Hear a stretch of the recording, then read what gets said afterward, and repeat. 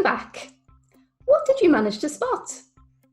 I'll share some of my ideas and see if yours were similar. So this document is an object of some kind.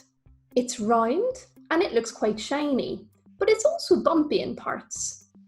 I could see images and some writing on it. I also noticed the blue fabric cord that looks like it runs through it. What could this be for? Could it have been attached to something? Most of this object is green in colour, but some parts are more yellow and faded. This suggests that the object might be quite old, but just how old could it be? Now let's take a closer look at some of the details on it.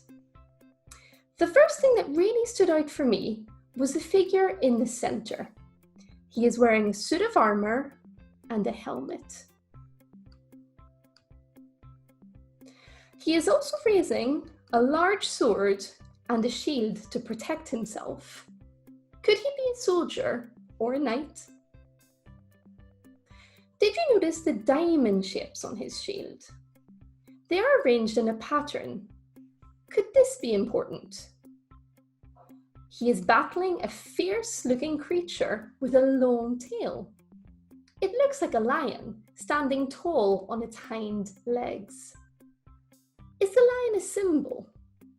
What could it stand for? I also spotted another small detail just below the lion. I think it's a flower. Finally, there is some writing that runs along the edge of the document. We call this a legend. It's quite tricky to read, and some words and letters have been rubbed away over time. Did you recognise the language it was written in? Well done if you noticed that it's not English. It's actually Latin. Could this give us a clue about when the document was made? You've done brilliantly so far.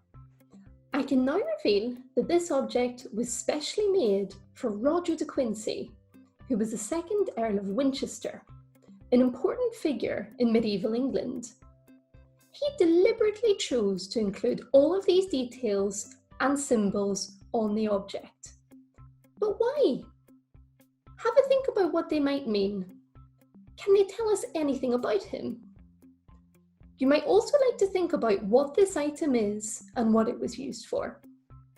Spend a little time thinking about these questions, then join me again for part 3. See you there.